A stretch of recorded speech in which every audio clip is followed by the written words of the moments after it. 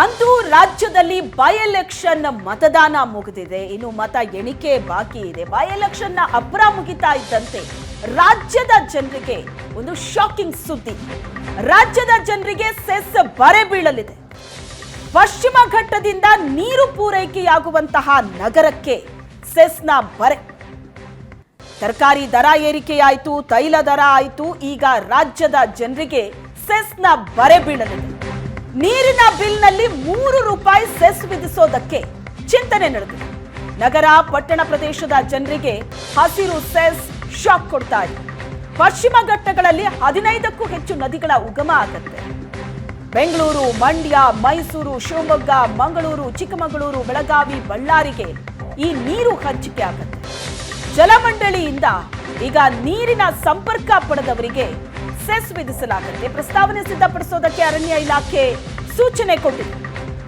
ಹಾಗಾಗಿ ಇದು ಜನರಿಗೆ ಬಹಳ ದೊಡ್ಡ ಶಾಕ್ ಕೊಡ್ತಾ ಇದೆ. ಈಗಾಗಲೇ ಬೆಲೆ ಏರಿಕೆಯಿಂದ ಜನ ಕಂಗಾಲಾಗಿದ್ದಾರೆ.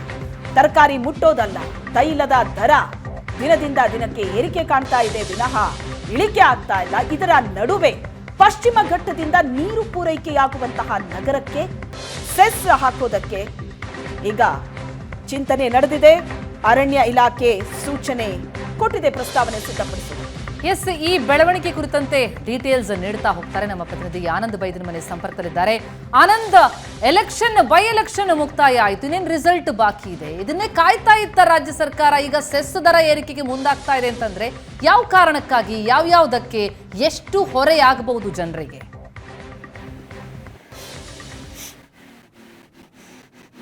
ಪ್ರತಿಭಾ, ಪಶ್ಚಿಮ ಘಟ್ಟದಲ್ಲಿ ಹುಟ್ಟತಕ್ಕಂಥ ನದಿಗಳ ನೀರನ್ನು ಯಾರ್ಯಾರು ಬಳಸ್ತಾ ಇದ್ದಾರೋ ಅವರೆಲ್ಲರಿಗೂ ಕೂಡ ನೀರಿನ ಬಿಲ್ಲಲ್ಲಿ ಸೆಸ್ ಅನ್ನು ಹಾಕಬೇಕು ಅಂತ ಸರ್ಕಾರ ನಿರ್ಧಾರವನ್ನು ಮಾಡ್ತಾ ಇದೆ. ಈ ಸಂಬಂಧಪಟ್ಟಾಗೆ ಚಿಂತನೆ ಮಾಡಿರ್ತಕ್ಕಂಥ ರಾಜ್ಯ ಸರ್ಕಾರ ಈ ಕುರಿತು ಪ್ರಸ್ತಾವನೆ ಸಿದ್ಧಪಡಿಸಲಿಕ್ಕೆ ಸೂಚನೆ ಕೂಡ ಕೊಟ್ಟಿದೆ. ಅರಣ್ಯ ಇಲಾಖೆಯ ಅಪರ ಮುಖ್ಯ ಕಾರ್ಯದರ್ಶಿಗಳಿಗೆ ಈ ಸಂಬಂಧಪಟ್ಟ ಹಾಗೆ ಅರಣ್ಯ ಸಚಿವರಾಗಿರ್ತಕ್ಕಂಥ ಈಶ್ವರ್ ಖಂಡ್ರೆ ಸ್ಪಷ್ಟವಾಗಿರ್ತಕ್ಕಂಥ ಸೂಚನೆಯನ್ನು ಕೊಟ್ಟಿದ್ದಾರೆ. ಈ ತುಂಗಭದ್ರಾ, ಕೃಷ್ಣಾ ಸೇರಿದಂತೆ ಪ್ರಮುಖ ಮಲಪ್ರಭಾ ಸೇರಿದ ಎಲ್ಲ ನದಿಗಳು ಕೂಡ ಪಶ್ಚಿಮ ಘಟ್ಟದಲ್ಲಿ ಹುಟ್ಟತಕ್ಕಂಥದ್ದು. ಕರ್ನಾಟಕದ ಪ್ರಮುಖ ನದಿಗಳೆಲ್ಲವೂ ಕೂಡ ಪಶ್ಚಿಮ ಘಟ್ಟದಲ್ಲಿ ಹುಟ್ಟಾ ಇರತಕ್ಕಂಥ ಹಿನ್ನೆಲೆಯಲ್ಲಿ ಆ ನದಿಗಳು ಎಲ್ಲಿ ಹರಿದು ಹೋಗುತ್ತೋ ಆ ನದಿಗಳ ನೀರನ್ನ ಯಾವ್ಯಾವ ನಗರಗಳು ಬಳಕೆ ಮಾಡ್ತಾ ಇದಾವೋ ಆ ನಗರಗಳಿರ್ತಕ್ಕಂಥ ಜನರು ಸೆಸ್ ಅನ್ನ ಕಟ್ಟಬೇಕು ಅಂತ ಹೇಳಿ ಒಂದು ಸೆಸ್ ಅನ್ನ ಹಾಕ್ಲಿಕ್ಕೆ ಈಗ ರಾಜ್ಯ ಸರ್ಕಾರ ಮುಂದಾಗಿರ್ತಕ್ಕಂಥದ್ದು.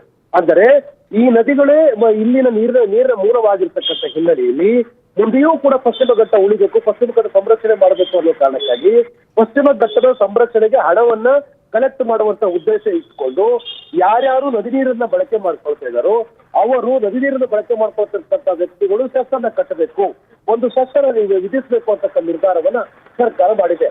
ಸಚಿವರಾಗಿರ್ತಕ್ಕಂಥ ಈಶ್ವರ್ ಖಂಡ್ರೆ ಈ ಒಂದು ತೀರ್ಮಾನ ಮಾಡುವ ಮುನ್ನ ಯಾವ ಚರ್ಚೆಯನ್ನು ಮಾಡಿದ್ರು ಅನ್ನೋ ಬಗ್ಗೆ ಇನ್ನೂ ಕೂಡ ಸ್ಪಷ್ಟವಾಗಿ ಗೊತ್ತಾಗಿಲ್ಲ. ಈಶ್ವರ್ ಖಂಡ್ರೆ ಅವರ ಈ ನಿರ್ಧಾರ ಹರಿಯುವ ನದಿಗೆ ದೊಡ್ಡ ನಾಯಕನ ಅಪ್ಪಣೆ ಅಂತಕ್ಕಂಥ ಸಹಜವಾದ ಚರ್ಚೆಗಳು ಶುರುವಾಗಿದೆ. ಪಶ್ಚಿಮ ಘಟ್ಟಗಳು ನದಿ ಮೂಲಗಳಾಗಿರ್ತಕ್ಕಂಥ ಹಿನ್ನೆಲೆಯಲ್ಲಿ ಆ ನದಿಗಳು ಸಹಜವಾಗಿ ಹರಿದುಕೊಂಡು ಹೋಗ್ತಾ ಇರುವ ಸಂದರ್ಭದಲ್ಲಿ ನದಿ ನೀರನ್ನ ಬಳಕೆ ಮಾಡತಕ್ಕಂಥ ಕೋಟ್ಯಾಂತರ ಜನ ಇದ್ದಾರೆ. ಈ ಕೋಟ್ಯಾಂತರ ಜನರು ಕೂಡ ಈ ಮುಂದಿನ ದಿನಗಳಲ್ಲಿ ಸರಿ ಏನಿರೋ ಸೆಸ್ ಅನ್ನು ನೀಡಬೇಕಾಗತ್ತೆ.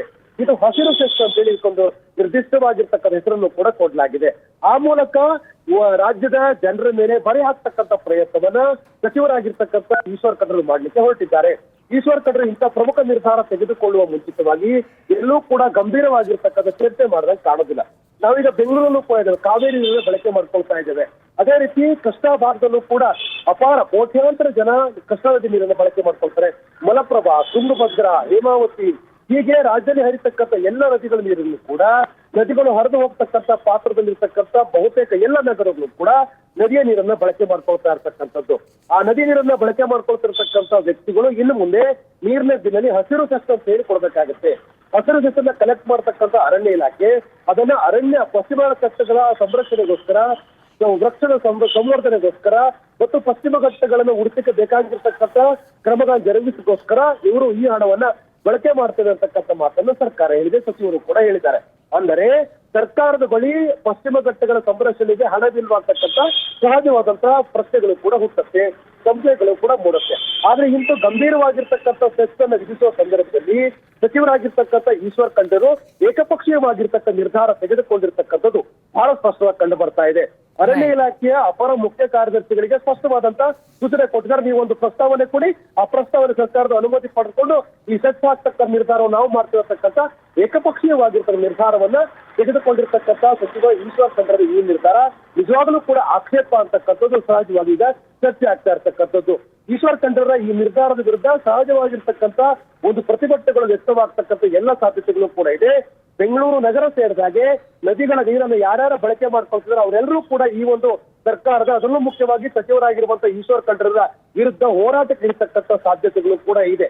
ಇದು ಒಂದು ರೀತಿ ಹರಿಯ ನೀರಿಗೆ ದೊಡ್ಡ ನಾಯಕರ ಅಪ್ಪಣೆ ಅಂತಕ್ಕಂಥ ಒಂದು ಸ್ಥಿತಿಗೆ ಸರ್ಕಾರ ಬಂದು ತಲುಪಿದೆ ಅಂತಕ್ಕಂಥ ಸಹಜವಾದಂತ ಸಂಶಯ ಮೂಡ್ತಾ ಇದೆ. Thank you so much Anand ತಮ್ಮೆಲ್ಲ ಮಾಹಿತಿ.